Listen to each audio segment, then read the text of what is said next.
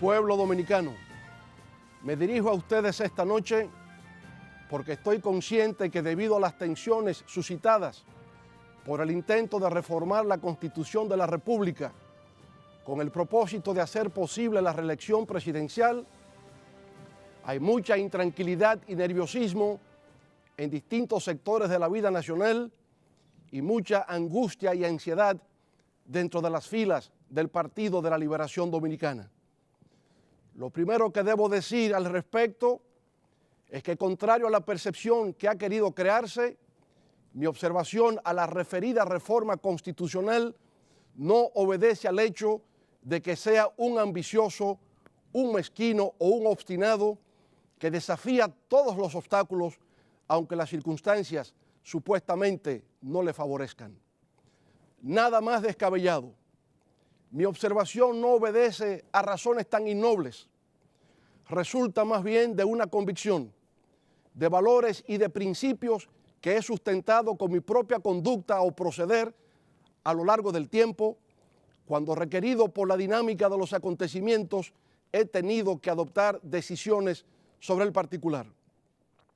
Por ejemplo, muchos recordarán que durante mi primera gestión de gobierno, allá por el 1998, el entonces presidente del Senado, amable Aristi Castro, del Partido Reformista Social Cristiano, me hizo pública la propuesta de reformar la Constitución de la República a los fines de hacer posible la reelección presidencial.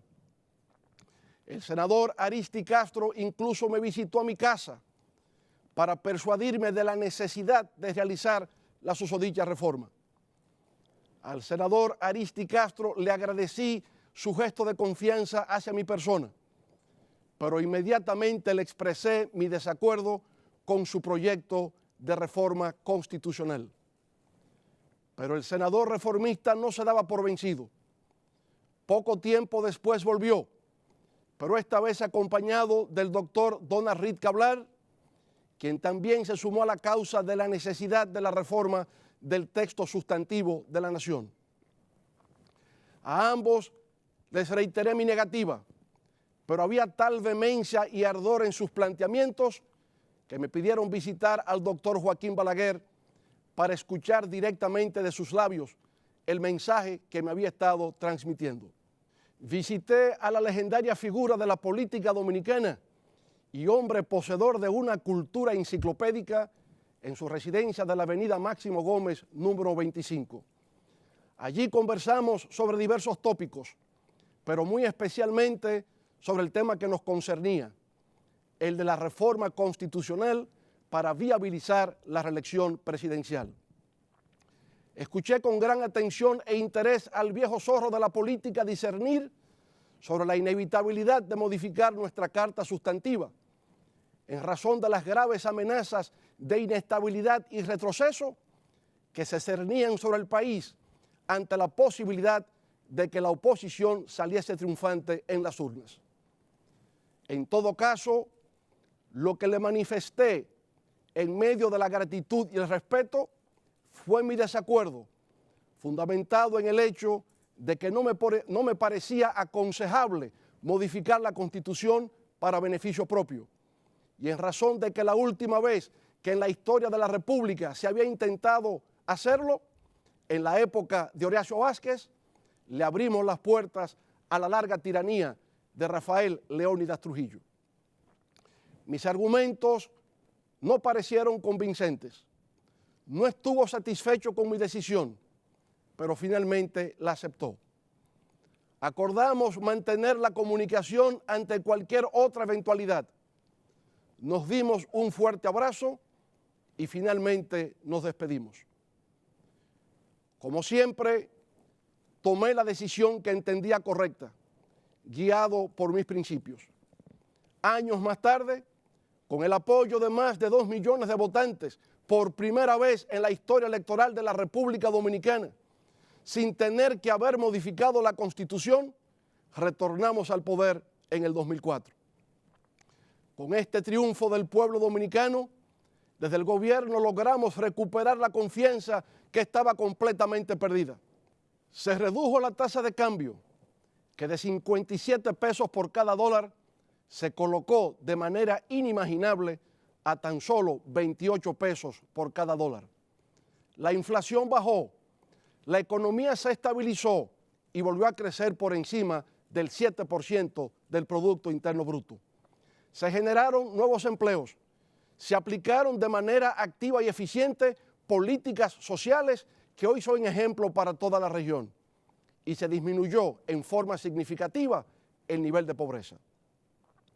Como consecuencia de esos logros, obtuvimos nuevamente el respaldo mayoritario del electorado en los comicios de medio término del año 2006.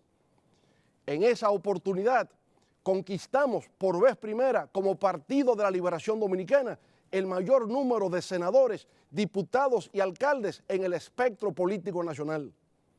Debido a esa resonante victoria, proclamé que la ruptura histórica experimentada con el golpe de Estado contra el gobierno del profesor Juan Bosch en el 1963 se había vuelto a reencontrar con el triunfo de las fuerzas peledeístas en el 2006.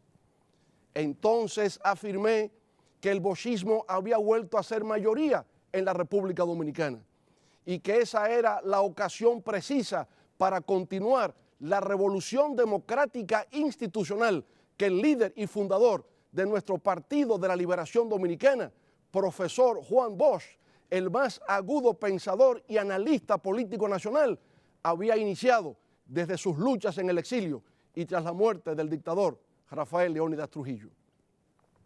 En razón de que la Constitución fue modificada en el 2002 por mi antecesor, no tenía ningún impedimento constitucional ni legal para presentarme a un segundo mandato consecutivo en el año 2008. Así lo hice, obteniendo nuestro Partido de la Liberación Dominicana un nuevo triunfo, a pesar del impacto de la crisis económica global que condujo a un incremento inusitado de hasta $147 el barril de petróleo y a alzas desmesuradas del precio de los alimentos, fruto de la especulación financiera de contratos a futuro de productos básicos. El 2010 fue memorable. En esa ocasión todo el mapa electoral de la República Dominicana fue teñido de morado. Se había logrado lo que nunca antes organización política alguna había alcanzado en la historia política de la República Dominicana. Haber ganado 31 de las 32 provincias del país.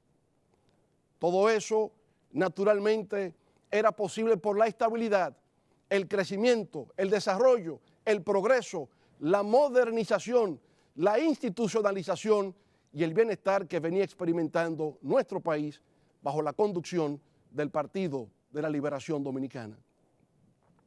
Los representantes de organismos multilaterales, las delegaciones diplomáticas acreditadas en el país, las agencias calificadoras de riesgo, los diversos núcleos empresariales, los dirigentes sindicales, los visitantes extranjeros y los compatriotas que retornaban al lar patrio, todos solo expresaban palabras de encomio y de asombro frente a los cambios que se erigían ante sus ojos como testigos de excepción. Y así, de esa manera, las agujas del reloj se movían de manera indetenible hacia la celebración de nuevos comicios presidenciales en el 2012. Pero desde un año antes, en el 2011, la efervescencia de la campaña empezó a sentirse. Se realizaban distintos actos en favor de una nueva reelección. Las diversas encuestas que se hacían nos colocaban como favoritos para ganar en primera vuelta. Como parte de esos eventos, 27 senadores me giraron una visita al Palacio Nacional solo con el propósito de expresarme su solidaridad y apoyo ante cualquier decisión que adoptase con respecto al tema de la reelección. Igual ocurría con la mayoría de los diputados y alcaldes de nuestra organización política, quienes querían arrimar sus hombros y hacer causa común conmigo ante la eventualidad de una nueva candidatura presidencial. Finalmente, aconteció lo insólito. Se celebró un solemne, apasionante y masivo acto en el Centro Olímpico Juan Pablo Duarte para hacer entrega de 2.400.000 firmas de ciudadanos en el que se nos solicitaba aceptar una nueva candidatura a la presidencia de la República por el Partido de la Liberación Dominicana. A pesar de todo el apoyo manifestado, de los grandes encuentros realizados y de todos los testimonios de respaldo, lo que hice fue pronunciar un discurso en el que expresé mi preocupación en el sentido de que si intentase responder positivamente a las peticiones de diversos sectores en favor de una nueva candidatura presidencial en el año 2012, se estaría reproduciendo una antigua y rechazada práctica histórica nacional de pretender perpetuarse en el poder. No es esta la primera vez que lo digo. Eso lo expresé en el 2011, cuando tenía un respaldo abrumador dentro y fuera de nuestro partido y cuando todas las encuestas señalaban que ganaría en primera vuelta con porcentajes parecidos a los de elecciones anteriores. A pesar de todo eso, no cambié la Constitución para reelegirme. No lo hice en el 1998, cuando me pedían a voz en cuello que me amarrara los pantalones. Ni lo hice en el 2011, cuando no claudiqué ni ante el reclamo de las multitudes, ni ante los números de las encuestas. La razón era muy sencilla. No lo hice por mi profundo respeto por la Constitución de la República y por mi inocultable temor de que la democracia, por la que tanta sangre se ha derramado, fuera a sucumbir una vez más. En el 2012 hice lo que me correspondía hacer, tanto por mi condición de presidente del Partido de la Liberación Dominicana, como por lo que me dictaba mi propia conciencia, que era apoyar en cuerpo y alma a nuestro candidato presidencial, compañero Danilo Medina, a los fines de que pudiera coronar con éxito sus aspiraciones de subir las escalinatas del Palacio Nacional. Nuestro candidato estaba 25 puntos por debajo en las encuestas, pero decidimos trabajar unidos, como corresponde siempre dentro del Partido de la Liberación Dominicana. Creamos 3 frentes de batalla, recorrimos todo el territorio nacional, concitamos una vez más el apoyo nacional y volvimos a ganar en primera vuelta. Sé que en determinados círculos de opinión se sostiene el argumento de que el propósito de la reforma a la Constitución del 2010 fue el de rehabilitar mis posibilidades de retorno al poder. Nada más incierto. La reforma constitucional del 2010 no se hizo con esa finalidad. Al revés, esa fue una reforma integral, pactada con todos los sectores de la vida nacional, mediante un mecanismo de consulta popular, como no se había hecho nunca en la historia nacional, que abarcó la casi totalidad de la Carta Sustantiva, motivo por el cual muchos abogaban que se hiciese bajo la forma de una asamblea constituyente. En lo concerniente al actual sistema de elección presidencial, no fue mi criterio el que prevaleció, fue el de otras fuerzas que consideraron que era más adecuado volver al modelo alternativo de la Constitución del 1994 que continuar con el mecanismo impuesto en la reforma del 2002. Pero mi desapego y desinterés por ocupar cargos no proviene únicamente de haber desestimado en 2 ocasiones reformar la Constitución para reelegirme.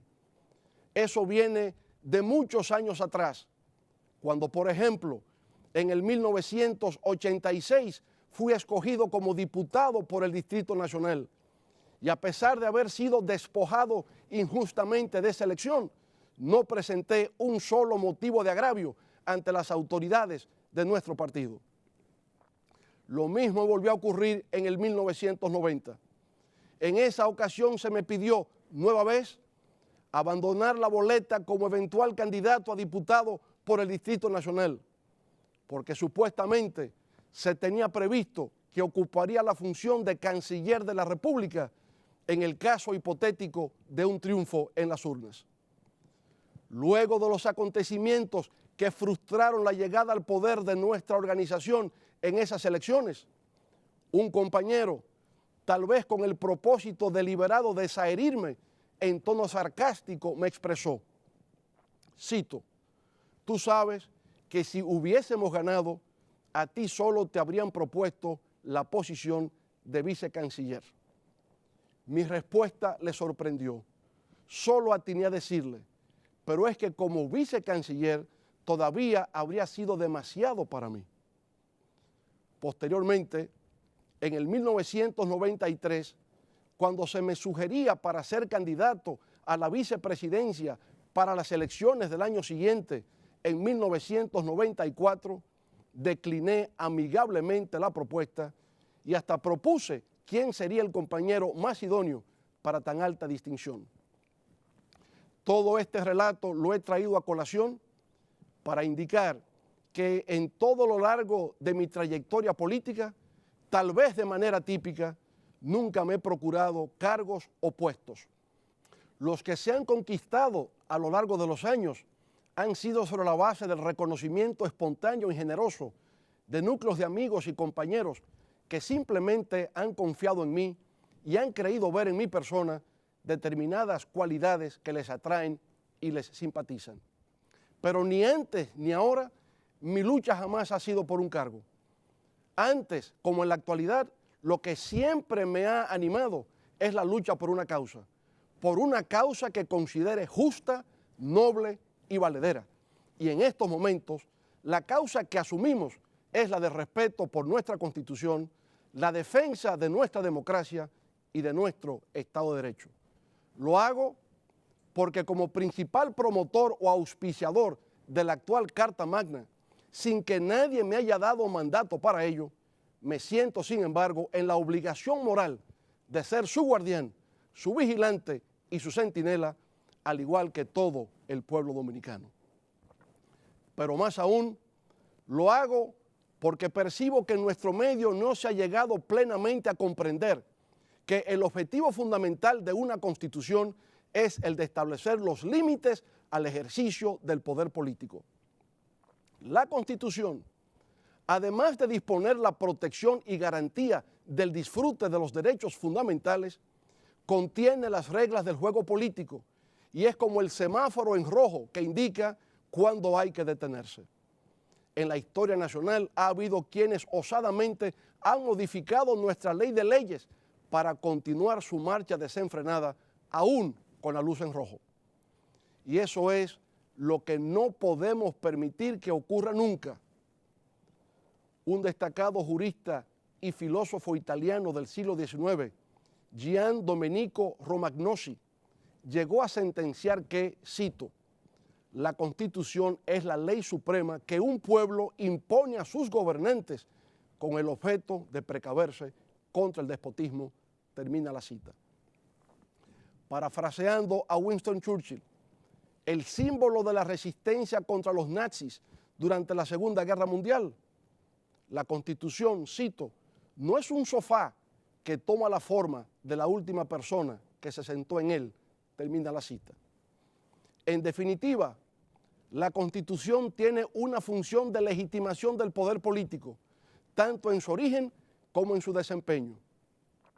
Para ella, la soberanía reside exclusivamente en el pueblo, de quien emanan todos los poderes, los cuales se ejercen en los términos establecidos por la propia Constitución y las leyes. Todo lo que se haga contrario a la Constitución es nulo. La Constitución es la fuente del Estado democrático y social de derecho. Es la garantía del respeto a la dignidad de las personas, del derecho a la vida, a la libertad de expresión, a la integridad personal, a la libertad de conciencia y cultos, del derecho al honor, a la educación, a la salud y al trabajo. Hace exactamente 50 años, el pueblo dominicano se levantó en armas en la gloriosa gesta heroica del 24 de abril de 1965, exigiendo el restablecimiento de la Constitución de la República, que había sido vilmente conculcada, infringida y quebrantada por los autores de la sonada militar de septiembre de 1963, que puso fin de manera abrupta al primer ensayo democrático post-dictadura de Trujillo, encabezado por ese gran maestro de la política y la literatura, el profesor Juan Bosch. Nosotros, los miembros y dirigentes del Partido de la Liberación Dominicana, somos los legatarios universales de ese gran movimiento que fue la Revolución de Abril.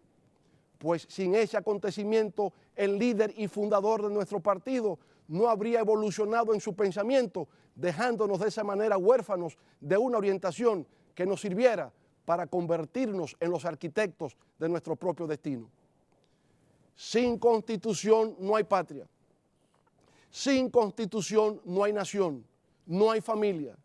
Sin constitución todos nuestros derechos son desconocidos.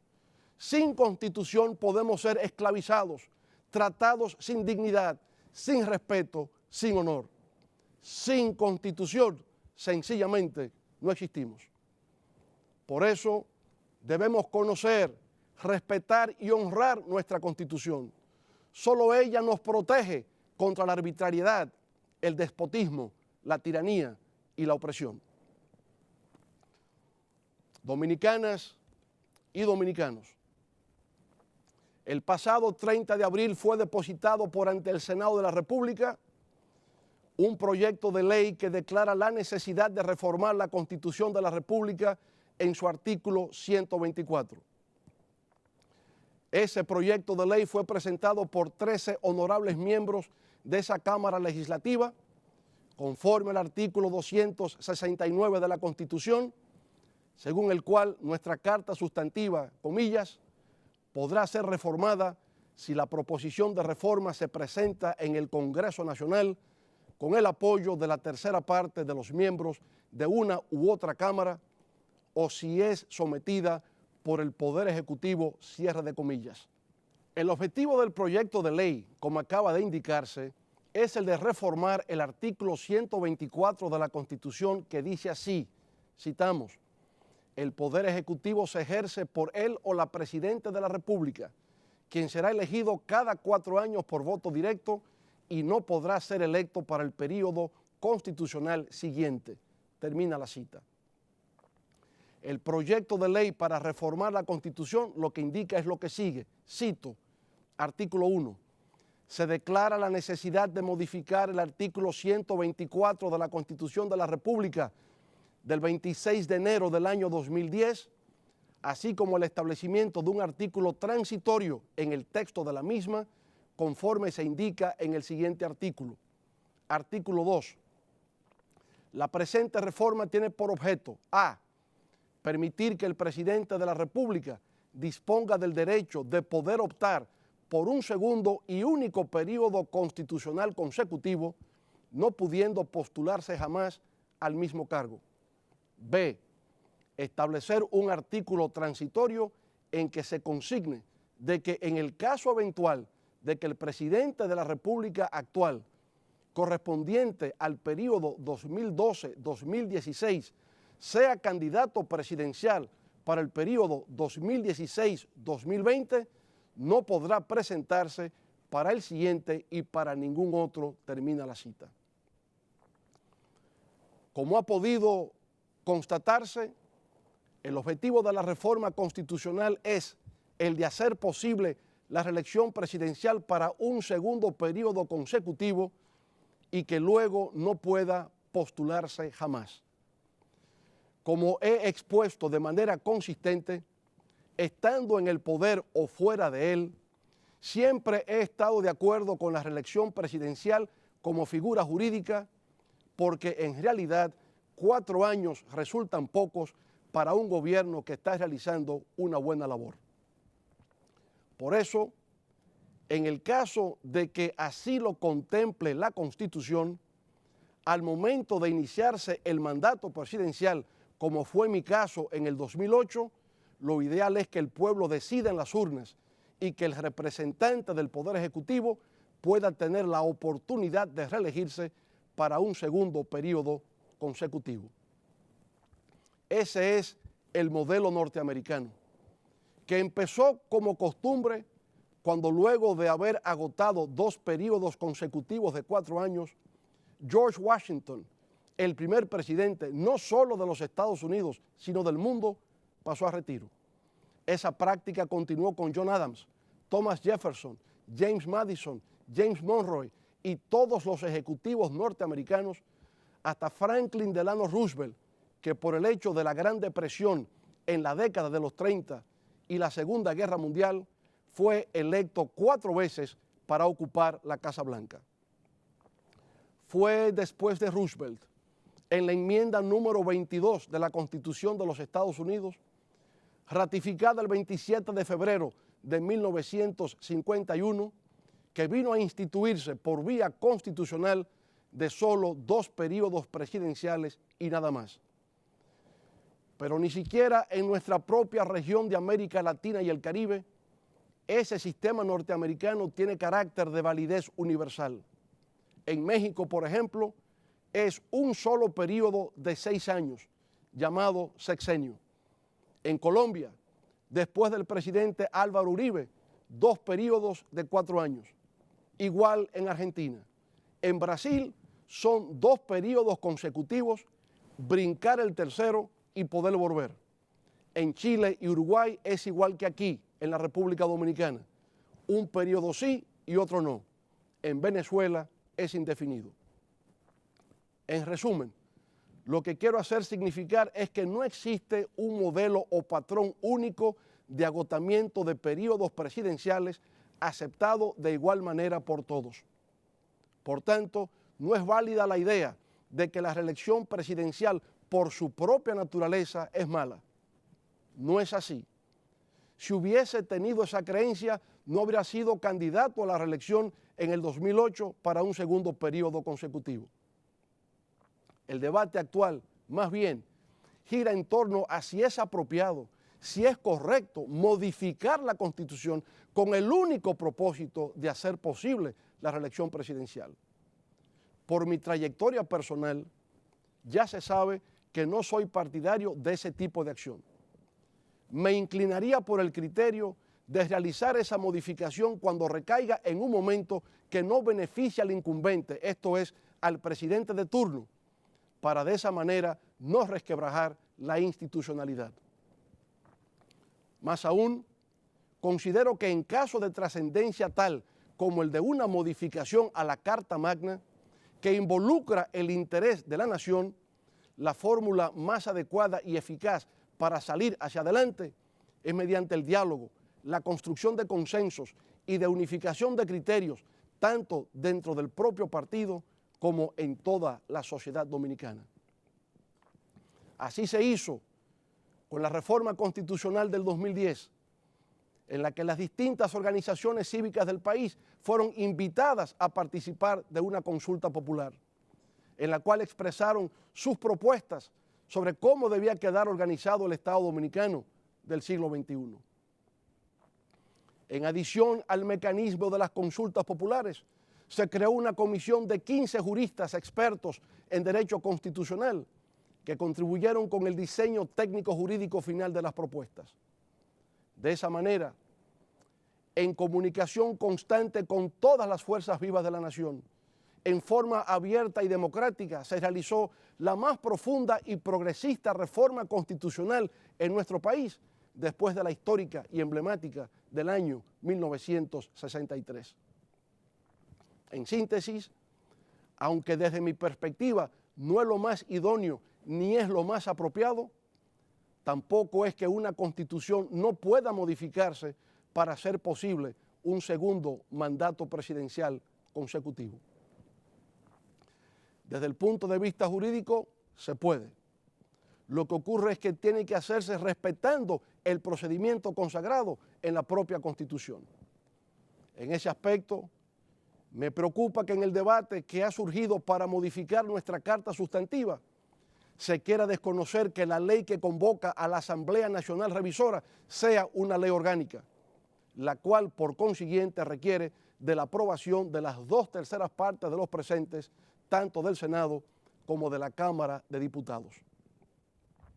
Se comprende que si para someter dicho proyecto de ley se requiere que no sea un solo senador o un solo diputado, sino una 1/3 parte de los miembros del Senado o una tercera parte de los miembros de la Cámara de Diputados, es porque se trata de algo no ordinario, sino de algo especial.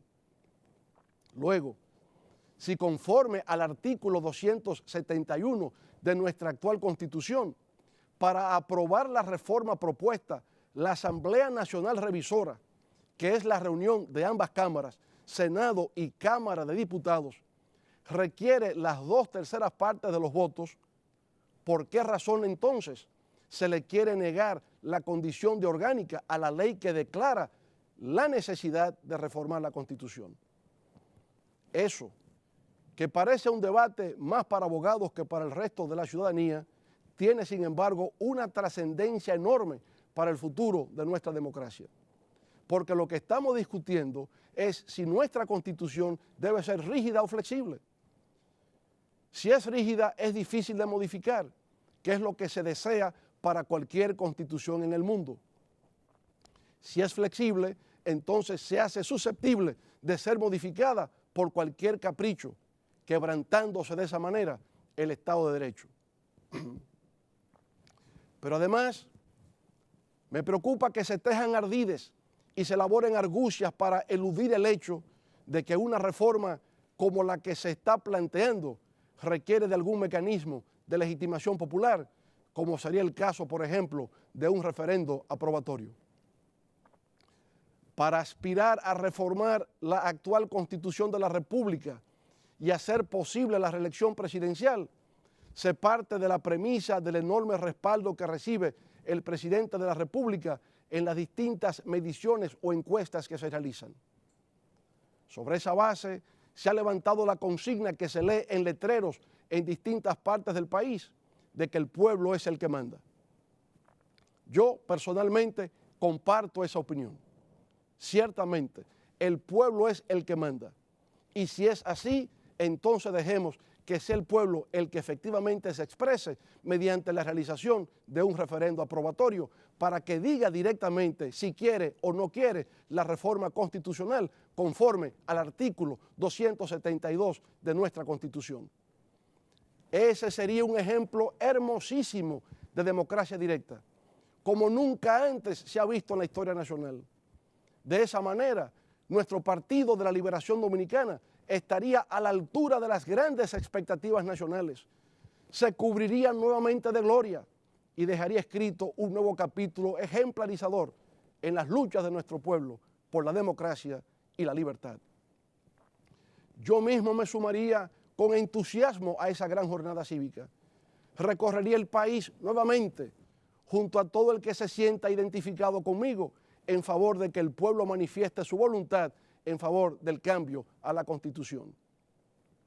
Sé que lo que late en el corazón de todos los miembros de la alta dirección de nuestro partido es que en estos momentos, por lo que refieren las encuestas, el compañero presidente Danilo Medina es quien se encuentra en mayores posibilidades de garantizar un nuevo triunfo morado en las urnas. Si la Constitución permitiera la reelección presidencial, como ocurría en el año 2008, todo sería muy fácil. Esta discusión no se habría suscitado. Todos estaríamos apoyando a nuestra mejor opción, pero resulta que la Constitución no lo permite. Aún así, no es mi propósito erigir obstáculos en las aspiraciones legítimas de triunfo que todos albergamos. Y aunque por convicción y trayectoria, como he sostenido, no soy partidario de modificar la Constitución con el único propósito de hacer posible la reelección presidencial, me inclinaría reverentemente y con humildad ante lo que sería la voluntad del pueblo expresada en un referendo. Ya lo decía Abraham Lincoln, ese gigante de la lucha por la libertad, que salvó a su nación de la inminencia de una gran división en medio de la guerra de secesión para liberar a los esclavos al afirmar, cito, la democracia es el régimen del pueblo, para el pueblo y por el pueblo, termina la cita. Nunca temamos al pueblo, dejemos que el pueblo hable, así lo manda nuestra Constitución. En nuestro humilde criterio, el proyecto de reforma que se ha depositado en el Senado de la República no ofrece por sí solo suficientes garantías ni seguridad jurídica en el sentido de que la reforma que se quiera hacer en la actualidad no volverá a repetirse en el futuro. No es que se ponga en duda la palabra o las sanas intenciones de los senadores que han formulado la propuesta de reforma constitucional. Es que sencillamente el artículo transitorio que se aspira a consignar dejaría tan vulnerable la posibilidad de reformar nuestra Constitución en el futuro, como en la actualidad interpretan algunos miembros de nuestra comunidad jurídica, que puede hacerse, esto es, sin aprobación de ley orgánica ni realización de referendo aprobatorio. Eso, naturalmente, sería sumamente peligroso para el porvenir de nuestro pueblo. Sería nefasto, sería catastrófico, ya que dejaría las posibilidades abiertas para que en la posteridad surja algún aventurero que modifique de nuevo la Constitución, pero esta vez para establecer la reelección indefinida e intentar perpetuarse en el poder. Así tendríamos el Trujillo del siglo XXI, que vendría a cercenar nuestras libertades, a mutilar nuestra dignidad y a truncar nuestro porvenir como pueblo. Eso, señoras y señores, no lo podemos permitir. La historia condenaría a nuestra generación como irresponsable, irreflexiva e insensata, pues advirtiendo el peligro y la amenaza que significaba para el futuro de nuestra democracia, de nuestra sociedad y de nuestras familias, no tuvimos el valor de alzar nuestra voz y actuar en consecuencia. Obviamente, lo hacemos con respeto y lo que afirmo es que el proyecto de ley actualmente en el Senado que procura modificar la Constitución de la República es insuficiente y por lo tanto inaceptable por el riesgo y la inseguridad que implica para la supervivencia de nuestras instituciones democráticas. Aunque para muchos resulta más que claro en la actualidad, para no dar lugar a dudas en los años por venir, para que no haya ningún equívoco o falsa interpretación, debería contemplarse modificar el artículo 270 del texto constitucional para que en lo sucesivo, en forma directa, al pie de la letra, señale que la ley de convocatoria a la Asamblea Nacional Revisora debe ser aprobada ni siquiera como una ley orgánica, sino como una ley especial, con las 3/4 partes de la matrícula de ambas cámaras. De igual manera, debería someterse a modificación el artículo 271 para establecer que en lo sucesivo, si la reforma constitucional versa sobre el mandato de elección constitucional del presidente de la República, la decisión deberá adoptarse también por la mayoría de las 3/4 partes de los miembros de la Asamblea Revisora. Debería también someterse al Congreso Nacional para que rija en lo adelante la ley que dispone la consulta popular, para que pueda modificarse la Constitución conforme al artículo 210 de la misma. Finalmente, en lo atinente a la celebración del referendo aprobatorio previsto en el artículo 272, la propuesta es que el número de electores se eleve del 30 al 60% de los inscritos en el registro electoral, para de esa manera hacerlo más participativo y más democrático. La idea es, vuelvo a repetirlo, que la Constitución sea rígida, que no pueda ser cambiada o modificada tan fácilmente, que no dé lugar a interpretaciones aviesas o acomodaticias, que la Constitución sea de manera permanente el pacto suscrito por los diversos sectores que componen la sociedad dominicana para que prevalezca siempre la paz, el progreso y la convivencia civilizada. Como puede apreciarse, lo que sugiero es simple. No persigo cargo o puesto alguno, solo invoco que se respete la Constitución para que un mal ejemplo de hoy no se convierta en la excusa o la justificación del mañana y que todo lo construido hasta hoy con el esfuerzo laborioso de todos los dominicanos y dominicanas se destruya por las ambiciones irrefrenables de poder que cada cierto tiempo surgen en el horizonte nacional.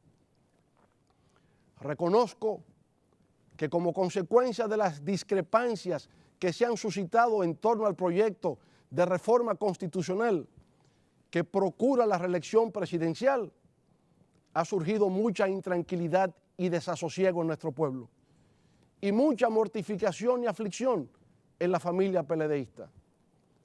A pesar de nuestras diferencias, hago todo el esfuerzo para que nuestro partido se mantenga fuerte, cohesionado y unido. Por eso incentivo una línea de diálogo permanente para superar nuestros escollos. Todo lo que he sido y soy políticamente se lo debo al profesor Juan Bosch y al Partido de la Liberación Dominicana. Amo profundamente a nuestro partido de la bandera morada y la estrella amarilla.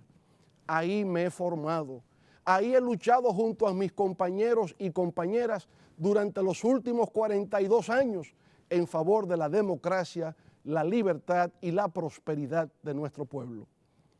No escapa a mi conocimiento, por demás, que en estos momentos el Partido de la Liberación Dominicana es la única fuerza verdaderamente organizada que le queda a la democracia dominicana y que un descalabro nuestro sería una tragedia para la estabilidad democrática de nuestra nación. Por tanto, puedo asegurar que por la sensatez que nos caracteriza, por nuestro sentido de responsabilidad, por nuestra visión de la historia, por nuestro compromiso con el futuro y por nuestra deuda imperecedera con nuestro maestro y guía, el profesor Juan Bosch, nuestro Partido de la Liberación Dominicana superará este trance y saldrá más fuerte y vigoroso que antes, más unido y más compacto, coronándose con nuevas victorias en beneficio del pueblo dominicano. En cuanto a mí respecta, sé que desde que culminó mi última gestión de gobierno en el 2012, he estado en el ojo del huracán de intereses en conflicto y ambiciones desmedidas de poder que han procurado hacer mi voz irrelevante en el escenario político nacional. De manera sistemática, como tal vez nunca antes ocurriera con figura pública alguna en la vida del país, se ha intentado degradarme, deshonrarme y hacerme añicos. Sin embargo, no se ha logrado, ni se logrará, pues como dice la palabra, nadie que ha confiado en Dios ha quedado defraudado. Por eso cada día salgo protegido al hacer mío el Salmo 23, diciéndome, Jehová es mi pastor y nada me faltará. Me guiará por sendas de justicia y aunque ande en valle de sombra de muerte, no temeré mal alguno, porque tú estarás conmigo. En todo caso, mi divisa es la de José Martí, el apóstol de la independencia de Cuba, en cuyas frases inmortales dijera, cito, un hombre que oculta lo que piensa o no se atreve a decir lo que piensa, no es un hombre honrado. Un hombre que se conforma con obedecer a leyes injustas y permite que pisen el país en que nació los hombres que se lo maltratan, no es un hombre honrado. Hay hombres que viven contentos aunque vivan sin decoro. Hay otros que padecen como en agonía cuando ven que los hombres viven sin decoro a su alrededor. En el mundo ha de haber cierta cantidad de decoro, como ha de haber cierta cantidad de luz. Cuando hay muchos hombres sin decoro, hay siempre otros que tienen en sí el decoro de muchos hombres. Esos son los que se rebelan con fuerza terrible contra los que les roban a los pueblos su libertad, que es robarles a los hombres su decoro. En esos hombres van miles de hombres, va un pueblo entero, va la dignidad humana. Muchas gracias, buenas noches.